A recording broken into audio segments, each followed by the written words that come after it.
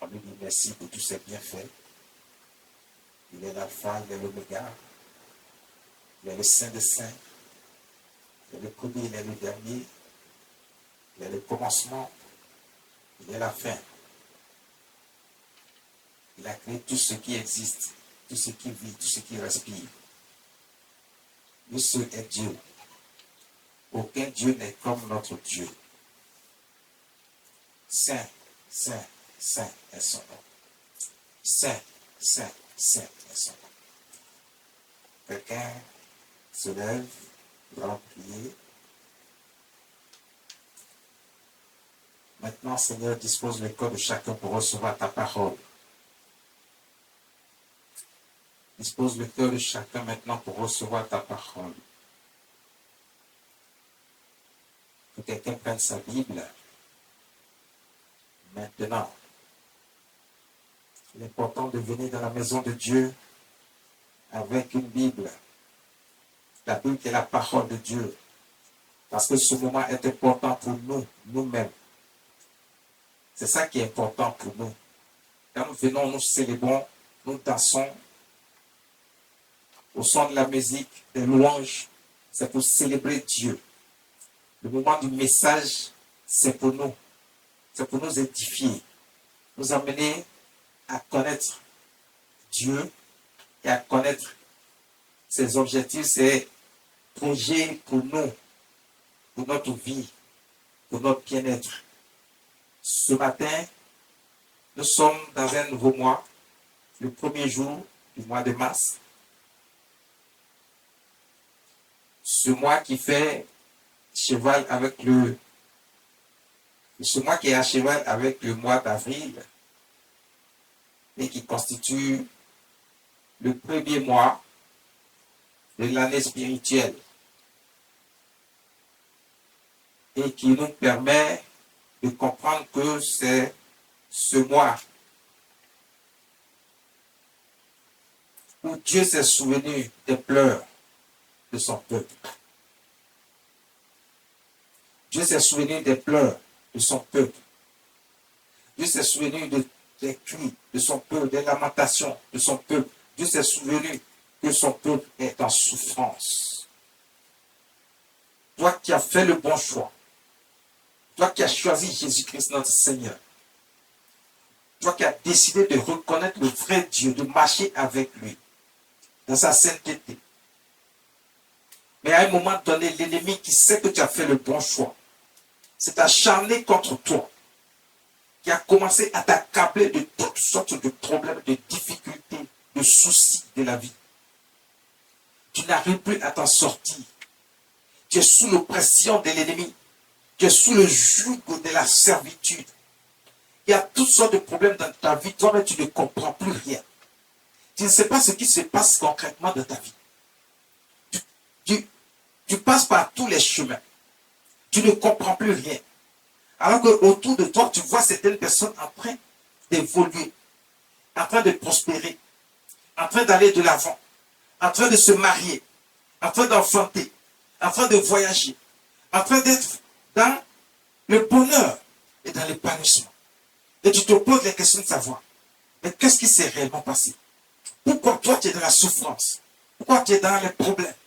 Pourquoi tu es dans toutes sortes de difficultés? Et que se passe-t-il? Le Dieu que tu as choisi, le vrai Dieu, où est-il? Sait-il que tu existes? Connaît-il réellement tes souffrances? Est-ce qu'il sait que tu souffres? Tu te poses toutes sortes de questions. Et le Seigneur Jésus me dit de te dire ce matin. Le Seigneur Jésus me dit de te dire ce matin qu'il sait que tu existes.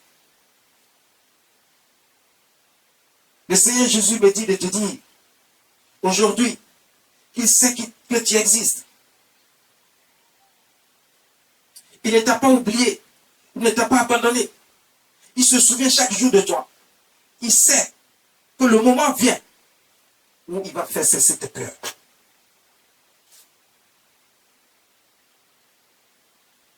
Tu n'as qu'un Dieu. C'est lui que tu reconnais. Dieu te bénit. Mais l'ennemi met la main sur ta bénédiction. Dieu te bénit. Mais l'ennemi fait tout pour s'accaparer de ta prospérité, de ta richesse, de ta grâce, de tes bénédictions, de tout ce qui peut t'emmener au sommet. Au point où tu ne vois pas la main de Dieu dans ta vie. Tu ne vois que les petits problèmes, les grands problèmes, les soucis de la vie qui viennent t'envahir. Tu es accablé de toutes parts. Tu ne sais plus quoi faire. Tu te poses plusieurs questions. Mais nous sommes dans un mois où Dieu se souvient de toi. Dieu considère que c'est le moment de venir vers toi, de se souvenir de toi, de venir avec sa main puissante te délivrer des mains de tes ennemis. Dieu se souvient que c'est le moment de venir te délivrer de toutes sortes de souffrances. Tu crois qu'il n'y a plus rien à faire pour toi. Les gens te méprisent. Mais Dieu ne te méprise pas. Dieu sait ce qu'il a prévu pour toi. Il se souvient de toi aujourd'hui. Il dit, j'ai entendu tes pleurs. Ne t'inquiète plus. Notre Dieu dit, j'ai entendu tes pleurs. Ne t'inquiète plus. Le Saint-Esprit nous amène à comprendre que le Seigneur ne nous a pas abandonnés, ne nous a jamais oubliés, mais au contraire, il sait ce qui se passe. Mais pour une raison que lui seul Dieu connaît, il t'a laissé un moment, et comme je l'ai dit souvent, cela fait partie de ton élévation. Parce que si Dieu doit t'élever, si Dieu doit te donner tout ce qui est grand, il faut que Dieu te mette à l'épreuve. Toutes ces choses font partie des épreuves que Dieu met sur notre route, sur notre chemin. Mais le Seigneur me dit de te dire ce matin, il dit, j'ai entendu tes pleurs. Ne t'inquiète plus. Si tu as gardé ta confiance et ta foi en Dieu, en notre Seigneur Jésus-Christ, sache que le Seigneur a entendu tes pleurs. Il ne te laissera pas longtemps dans la souffrance et dans les mains de tes ennemis. Il ne te laissera pas dans les mains de tes ennemis. Il va te sortir de ces situations. Tu crois que Dieu t'a oublié? Il ne t'a pas oublié. Il dit, j'ai entendu tes pleurs, ne t'inquiète plus. Nous allons aller dans le livre de Exode, chapitre 3, à partir du verset 6. Le livre d'Exode. Le 3e chapitre, à partir du verset 6. Jusqu'au verset 9. Exode chapitre 3, verset 6. Et il ajouta, je suis le Dieu de ton père, le Dieu d'Abraham, le Dieu d'Isaac et le Dieu de Jacob. Moïse se cacha le visage car il craignait de regarder Dieu. Moïse se cacha le visage car il craignait de regarder Dieu. Dieu dit à qui? Il dit à Moïse.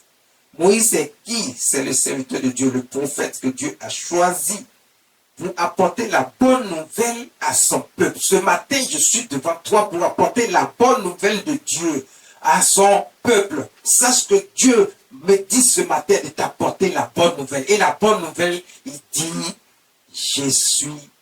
j'ai entendu tes pleurs.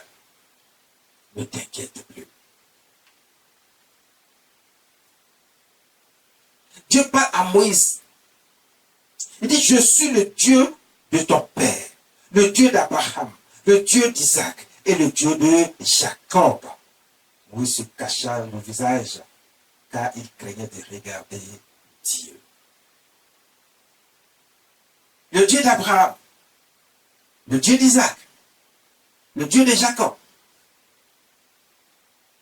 Quelqu'un dira, mais pourquoi Dieu est en train de limiter? Non, Dieu n'a pas limité. À un moment donné où Dieu s'est rendu compte que l'homme s'est détourné de sa face pour aller s'attacher aux œuvres du diable et commencer à marcher avec Satan, Dieu a décidé de mettre à part ceux qui vont accepter de façon volontaire de croire qu'il n'y a qu'un seul Dieu, il n'y en a pas deux, et de venir s'attacher à lui.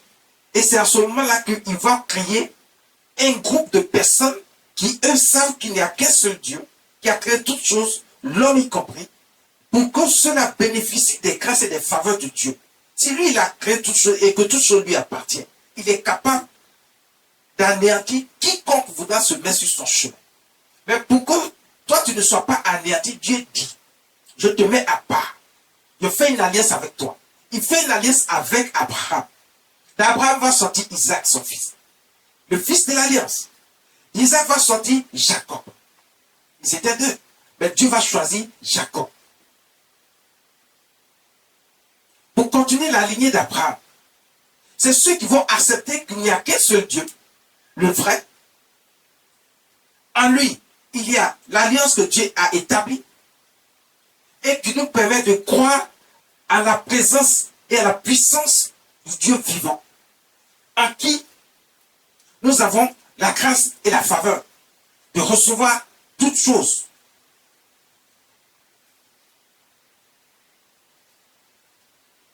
Ce Dieu, qui est le Dieu de l'impossible, qui rend l'impossible possible. Ce Dieu à qui tout appartient.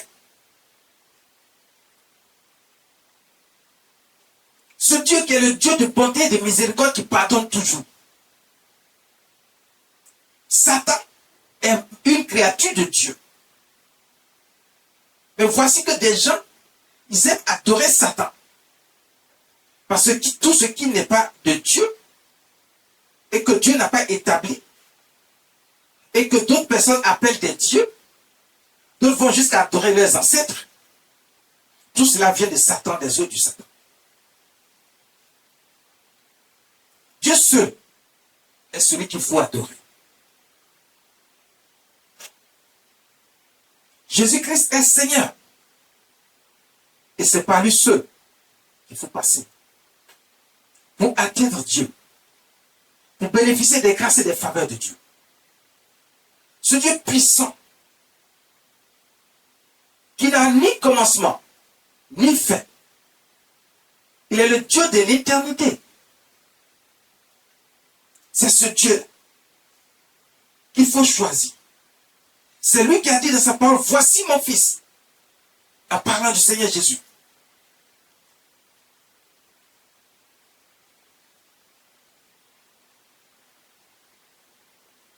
Jésus-Christ est le Fils du Dieu vivant. Mais il est Dieu. Parce que c'est une partie de Dieu que Dieu prend pour créer ce qu'il appelle un fils. Mais c'est Dieu lui-même.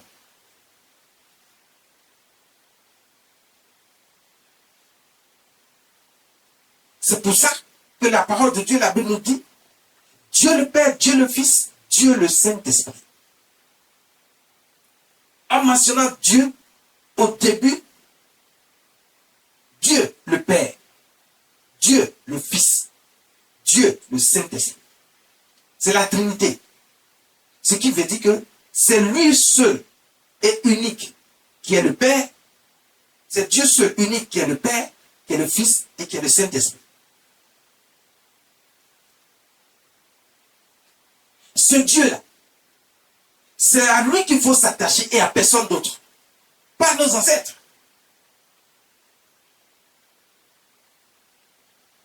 Quand tu es malade, tes ancêtres peuvent te sortir de la situation. Pourquoi tu dois mourir aussi? Mais quelqu'un me dira, non, tout le monde est appelé à mourir. Non. Non. Si tu dis que tout le monde est appelé à mourir, tu n'es pas dans la vérité. Je commence d'abord par te dire que lorsque le Seigneur Jésus viendra, il y a des gens qui ne seraient pas morts, qui seraient déjà là, vivants, et qui vont voir l'arrivée de notre Seigneur Jésus-Christ. Donc tout le monde n'est pas appelé à mourir.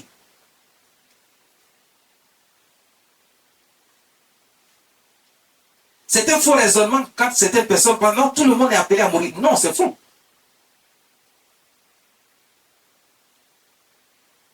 Parce qu'à la venue de notre Seigneur Jésus, il y a des gens qui seraient encore vivants. Et moi, j'en fais partie.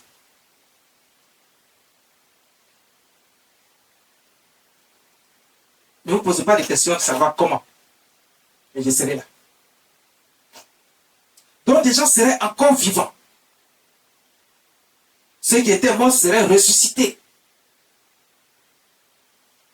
Mais il y aurait des vivants pour l'attendre.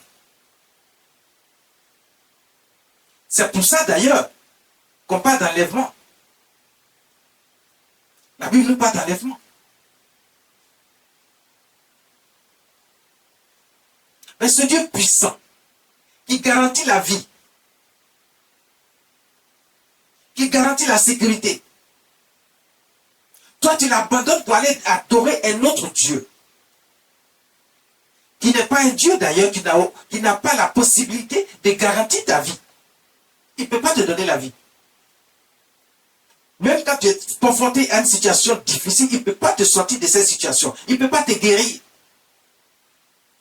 Là où la main de Dieu là où la main de l'homme est limitée, c'est à ce moment-là que Dieu montre sa puissance. Pour montrer qu'il est le seul Dieu. C'est lui qui a créé tout ce qui existe, il a créé l'homme. C'est encore lui qui peut rendre l'impossible possible.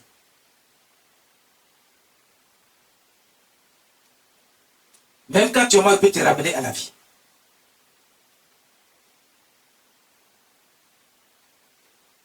Dieu seul est Dieu. Ce Dieu-là, qui fait toutes choses, qui n'abandonne jamais, le Dieu puissant qui a créé l'homme par amour et qui aime l'homme, l'homme se détourne de ce Dieu-là pour aller s'attacher à quelqu'un d'autre.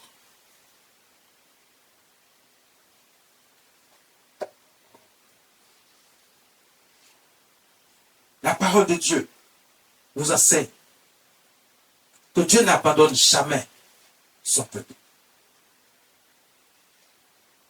Satan, lui, t'abandonne.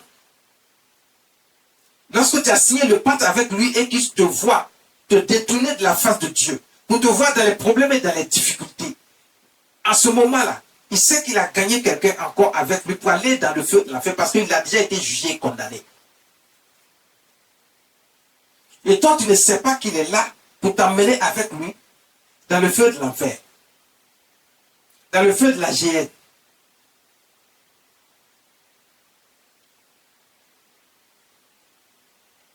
Dieu garantit ta vie. À la venue de notre Seigneur Jésus-Christ, ceux qui étaient morts vont ressusciter pour vivre encore une nouvelle vie.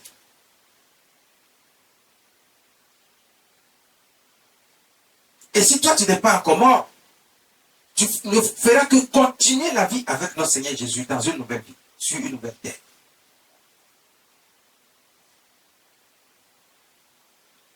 Donc, tu es dans cette vie et tu es dans la souffrance. Tu te poses énormément de questions. Mais le Dieu qui t'a créé est là et dit, je suis ton Père. Je suis le Père d'Abraham. Je suis le Dieu d'Abraham. Je suis le Dieu d'Isaac. Je suis le Dieu de Jacob. Il prend ces personnes comme exemple parce qu'il a fait une alliance avec eux pour dire ceux qui vont reconnaître qu'il est Dieu, il sera toujours avec eux. Il ne les abandonnera jamais. Il les fera prospérer. Il les fera multiplier. Il fera d'eux des nations. Ça dit que tu iras de l'avant. De hauteur en hauteur. Ce sont des gens qui feront la différence. Qui ne seront pas comme les gens du monde où le diable va voler ce qui ne lui appartient pas pour leur donner. Et toutes ces choses volées ne sont que éphémères. Au moment où ils vont se rendre compte qu'ils ont aussi tout perdu parce qu'il ne peut pas garantir la sécurité de ces choses qu'il a volées pour leur donner.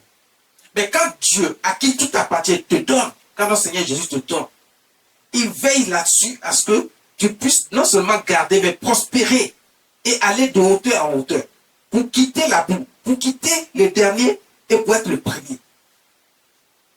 C'est pour ça qu'il a dit plusieurs des derniers seront les premiers et plusieurs des premiers seront les derniers. Parce que toi qui as mal acquis pour toi et que tu crois que tu es déjà en haut, Dieu dit plusieurs des premiers seront les derniers. Pourquoi? Parce que tu as mal acquis. Tu n'es pas passé par Jésus-Christ notre Seigneur. Tu es passé par le mauvais chemin. Tu as fait le mauvais choix. Tu as utilisé des méthodes frauduleuses, arnaqueuses. Des méthodes d'arnaque, des méthodes frauduleuses. Tu as utilisé toutes ces choses pour atteindre tes buts, pour posséder quelque chose. Et tu crois avoir atteint le sommet. Tu ne respectes personne, tu n'obéis à personne. Tu ne crains personne, tu ne crains même pas Dieu. Tu passes ton temps à faire le mal, la méchanceté autour de toi, à ton prochain, qui est un être humain comme toi.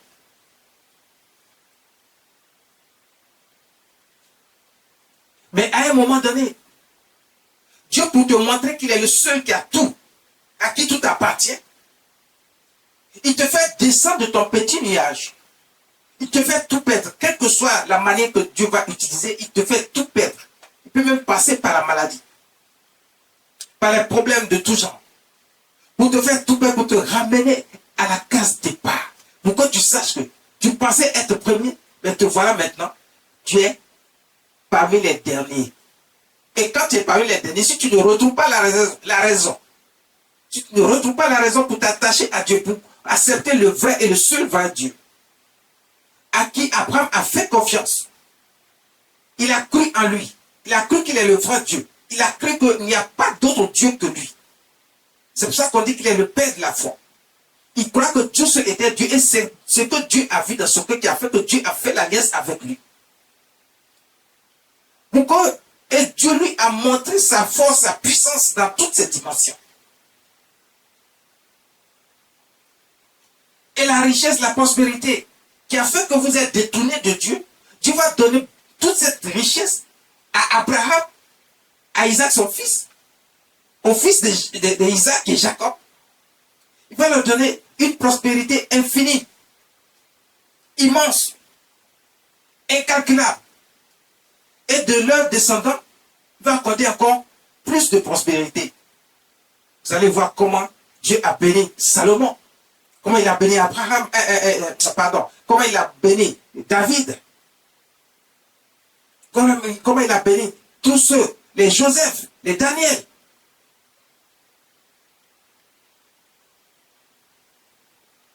Quand on est avec Dieu, on reçoit la bénédiction, et la bonne et la vraie bénédiction, qui ne périt jamais, qui ne finit pas, mais qui est sécurisée.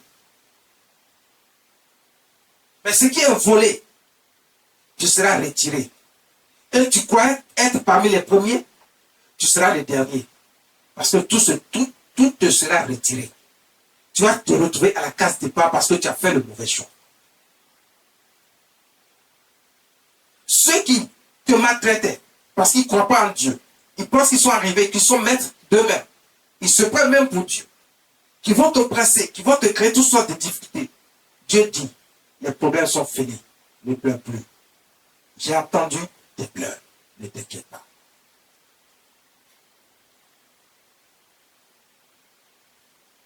Donc il dit à Moïse, son serviteur, je suis le Dieu de ton père, le Dieu d'Abraham, d'Isaac et de Jacob. Dieu veut apporter la bonne nouvelle à son peuple pour dire, vous allez quitter la souffrance. J'ai entendu vos pleurs, vos souffrances. Ce mois est un mois important dans la vie d'un enfant de Dieu. Dieu choisit ce moment pour te sortir pour te sortir des problèmes, des soucis de la vie, de toutes sortes de difficultés, de la servitude, où tu n'as plus d'espoir. Dieu te fait avoir de l'espoir. C'est le mois où Dieu vient vers toi pour ta délivrance dans tous les sens possibles, dans tous les domaines de ta vie. Il envoie son serviteur t'annoncer la bonne nouvelle pour dire, j'ai entendu tes pleurs. Ne t'inquiète plus. Le verset 7, l'Éternel dit. L'Éternel dit, j'ai vu la souffrance de mon peuple qui est en Égypte, et j'ai entendu les cris que lui font pousser ses oppresseurs, car je connais ses douleurs. Dieu dit, j'ai vu la souffrance de mon peuple qui est en Égypte. Quelqu'un dira, mais écoute, on parle d'Égypte à chaque fois. Qu'est-ce que cela signifie? À cette époque, il s'agissait de l'Égypte. Mais Dieu prend l'Égypte comme référence de la vie spirituelle de chacun d'entre nous. Dieu prend l'Égypte en exemple et il le fait écrire dans sa parole pour que de siècle en siècle, de génération en génération, les gens sachent que l'Égypte signifie la souffrance, la servitude, les problèmes, les difficultés, où tu n'as plus d'espoir. Tu préfères mourir que d'exister. C'est ça l'Égypte.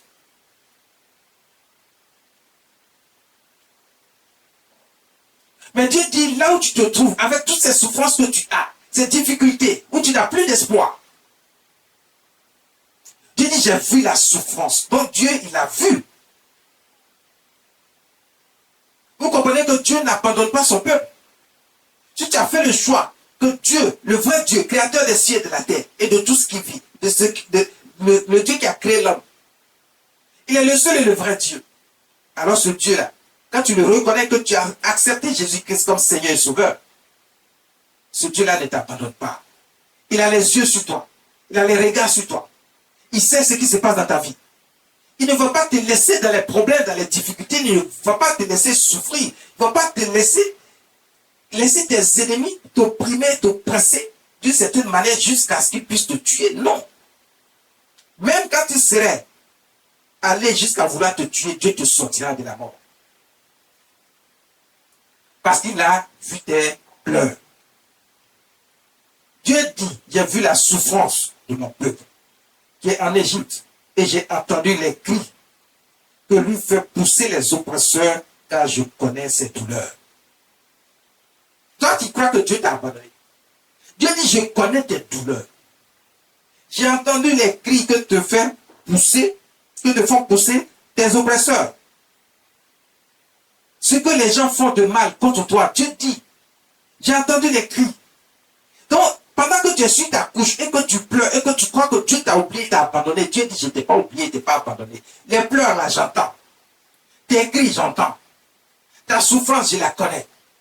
Je sais que ce sont des gens qui t'ont mis dans ces situations. Tu ne l'as pas demandé.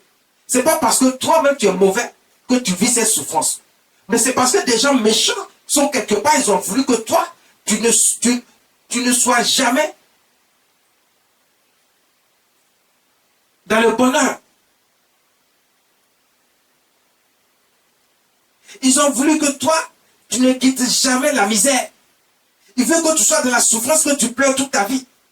Des gens méchants qui pensent que c'est eux seuls qui ont besoin de bonheur.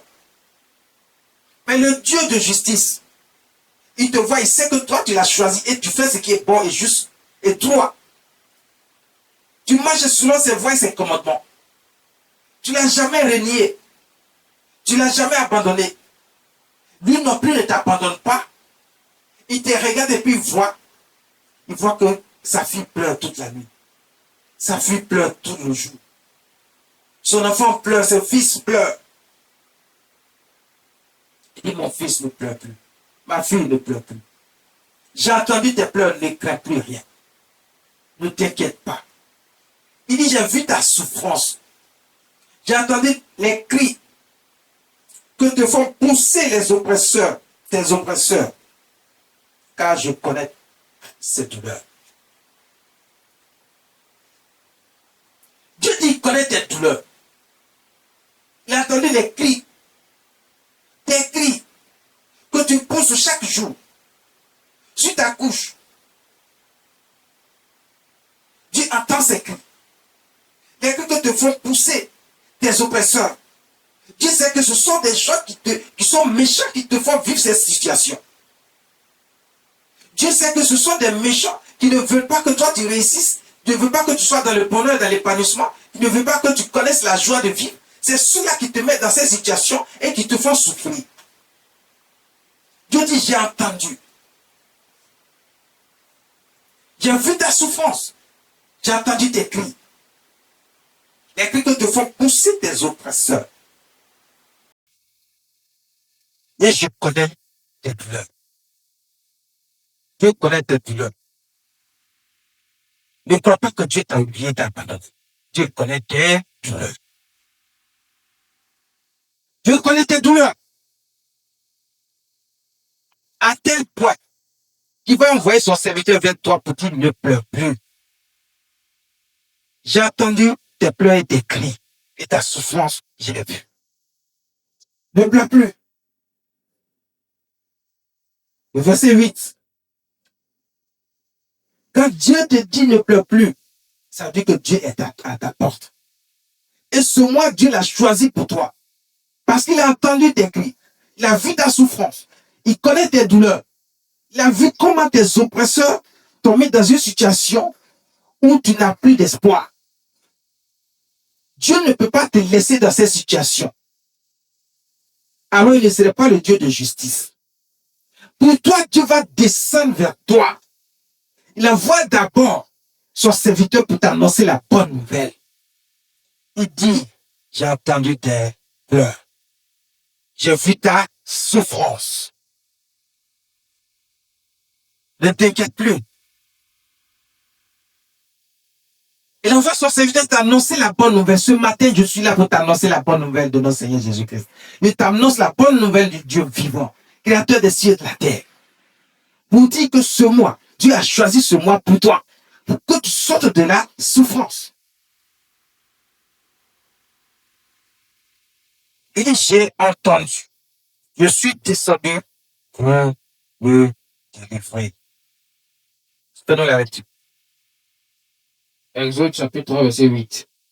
Je suis descendu pour le délivrer de la main des Égyptiens et pour le faire monter de ce pays dans un bon et vaste pays, dans un pays où coule le lait et le miel. Dieu dit, je suis descendu pour le délivrer. Quand Dieu entend tes cris, Dieu ne peut pas rester sur son trône. Il ne peut pas rester sans réagir.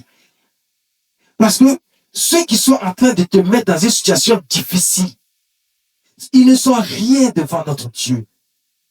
Ce sont des fourmis, ce sont des moustiques, des cafards. Ils ne représentent rien devant Dieu. Dieu dit, j'ai entendu ta souffrance, j'ai vu ta souffrance, j'ai entendu tes cris. Il dit, je descends pour te délivrer. Ce mois, Dieu a choisi ce mois pour te délivrer. Pour te sortir de la situation dans laquelle tu te trouves depuis longtemps et que tu vois jamais le jour.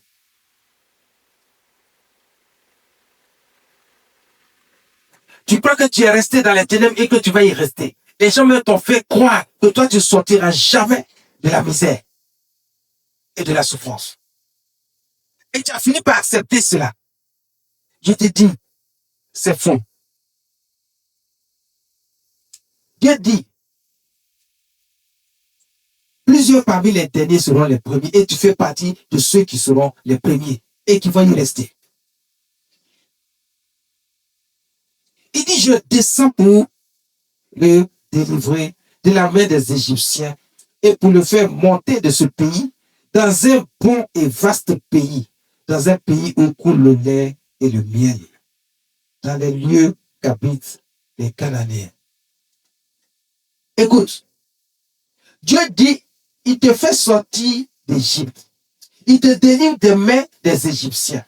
C'est-à-dire, Dieu te dit, il te délivre des mains de tous tes oppresseurs, de tous les méchants, de tous ces sorciers, de tous ces sorcières, de tous ces mystiques, de tous ces gens méchants qui sont autour de toi, qui ne cherchent qu'à te faire du mal, qu'à t'enfoncer au lieu de t'aider, de te relever, qui ne veut rien partager avec toi, mais qui te méprise, qui se moque de toi. Parce que Dieu leur a permis d'avoir un peu, ils pensent qu'ils sont arrivés. Et ce peu, Dieu va enlever ça dans leurs mains. Parce que Dieu dit, plusieurs des premiers seront les derniers. Donc, ces personnes qui se moquent de toi parce qu'ils pensent qu'ils ont attrapé un peu, ils seront les derniers parce que Dieu va les ramener à terre, à la case départ. Pour que toi qui étais en bas, tu puisses être au-dessus. Pour que toi qui étais le dernier, tu puisses être désormais le premier et que tu y restes. Dieu dit, je t'emmène dans un pays où coule le lait et le miel. Et je t'annonce la bonne nouvelle de ce matin. Dieu dit, j'ai entendu tes pleurs. Ne t'inquiète plus. Je te délivre des mains de tes oppresseurs et je te conduis dans un lieu où coule le lait et le miel. Dans un pays où coule le lait et le miel. Donc partout où tu te trouves, quel que soit le pays, quel que soit l'endroit où tu te trouves, Dieu te donne en possession cet endroit. Dieu te donne en possession tout ce qui se trouve à cet endroit. C'est-à-dire qu'il te fera prospérer là où tu es. Il n'y a pas de lieu propice pour Dieu. Quel que soit le lieu où Dieu t'envoie, Dieu dit, il te fait rentrer dans un pays où coule le lait et le miel. C'est-à-dire qu'il va t'emmener dans une situation où tu vas connaître le bonheur, la joie, la prospérité, la richesse, l'abondance, le voyage, le mariage, l'enfantement. Tout ce qui peut amener le bonheur dans ta vie. Dieu va te donner ça pour que tu sois dans la paix. Il dit, j'ai un projet de paix pour vous et non un projet de malheur.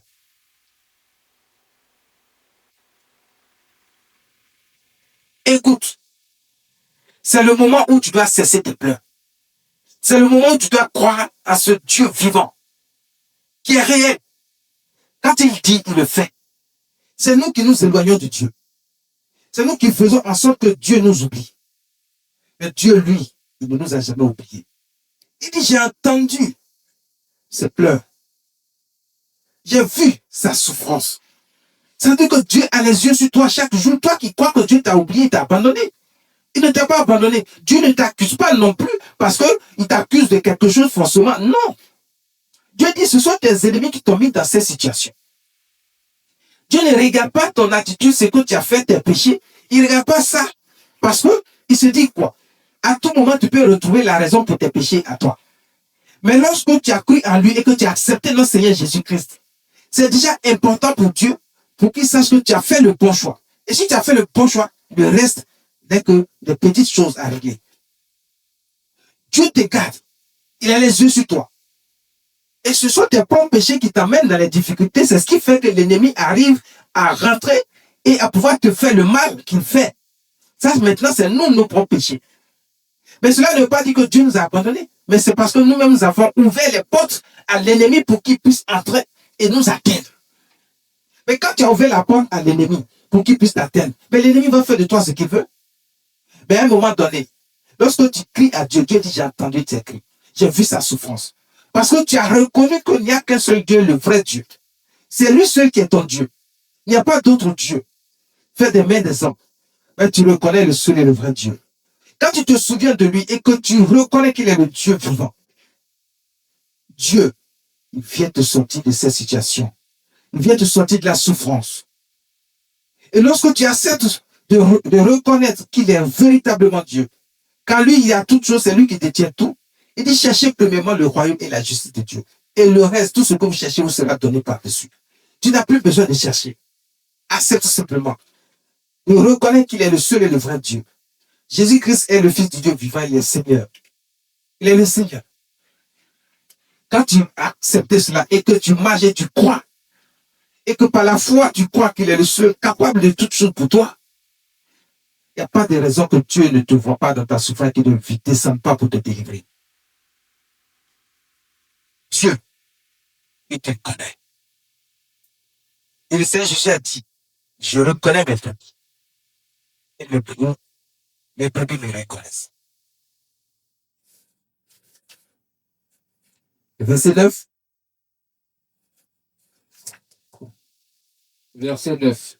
Voici, les cris d'Israël sont venus jusqu'à moi, et j'ai vu l'oppression que leur font souffrir les Égyptiens. Les cris, nos cris, lorsque nous sommes dans une situation, lorsqu'on est sur notre couche et qu'on se lamente, qu'on crie à Dieu, Dieu entend.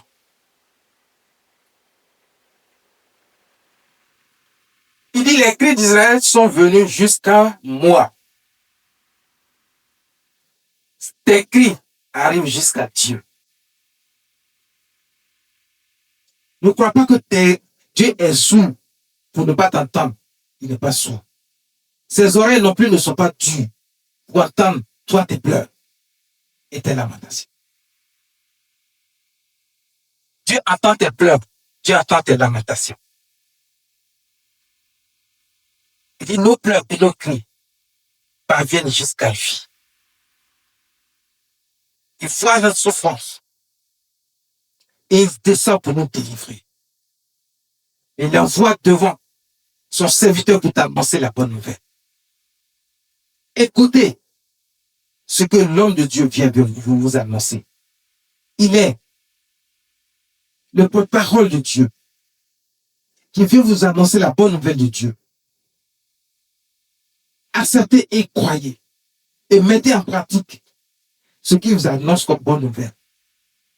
Il vous montrera le chemin à suivre. Suivez toutes les instructions. Ne vous détournez pas des voies de Dieu. Si vous voulez que Dieu se souvienne de vous. Parce que Dieu peut nous voir. Et si nous demeurons dans nos iniquités, nos péchés, il peut ne pas se souvenir de nous. Parce que ce sont nos péchés qui nous éloignent de Dieu. Ce sont nos iniquités qui nous éloignent de Dieu. Et ce sont les iniquités et les péchés qui font que Dieu reconnaît que voici mon peuple et voici nos ennemis. Les ennemis de Dieu, ce sont des ennemis. C'est ceux qui ne sont pas avec Dieu et qui sont les méchants et qui sont dans l'iniquité. Alors sors de l'iniquité. Tu veux que la grâce et la faveur de Dieu soient sur toi et avec toi? Alors, marche selon la justice de Dieu. Cherche Dieu. N'ouvre pas des portes à l'ennemi pour qu'il puisse t'atteindre. Il dit, les cris d'Israël sont venus jusqu'à moi. Et j'ai vu l'oppression. Ils leur font souffrir les Égyptiens. Dieu a vu ta souffrance. Dieu vient, il descend pour te délivrer de ta souffrance. Ce matin, c'est la bonne nouvelle que le Seigneur m'envoie d'annoncer. C'est comme ça que le Seigneur a envoyé Moïse annoncer la bonne nouvelle à son peuple. Et Dieu ne fait pas qu'annoncer la bonne nouvelle. Il annonce la bonne nouvelle, il te délivre vraiment de la main de tes oppresseurs. Et ce mois nous indique que Dieu nous envoie dans un lieu où coule le lait et le miel. Tu recevras dans ce mois. Et le mois d'avril, tu recevras grâce et faveur de la part de Dieu. Parce que Dieu, il a entendu tes cris, tes pleurs, tes lamentations. Il a vu ta souffrance. Il vient te délivrer et t'envoyer dans un lieu où coule le lait et le miel. Il ne fait pas que te délivrer pour te laisser à ton sort, mais il te délivre et il te positionne à un niveau où quand tes ennemis voient, ils sont aigris. Ils sont de la confusion et de la honte parce qu'ils ne savent pas comment cela est arrivé. De la poussière, Dieu te sort pour t'élever, pour te positionner au premier rang. Et ce mois, Dieu l'a choisi pour t'envoyer beaucoup le lait et le miel. Tout ce que tu attends de Dieu, tu recevras cela dans ce mois. Et dans le mois d'avril. C'est le mois de la délivrance. C'est le moment de la délivrance. C'est le moment où Dieu se souvient de toi. Il a vu tes pleurs, tes cris. Et il t'envoie dans un lieu où coule le lait et le miel. Dieu t'envoie là où tu ne connaîtras plus de souffrance, mais que tu iras de hauteur en hauteur. Pour dominer tes ennemis. Nous rendons du gloire à notre Dieu. Qui n'abandonne jamais. Et qui se souvient toujours de nous parce qu'il voit nos souffrances. À lui toute la gloire.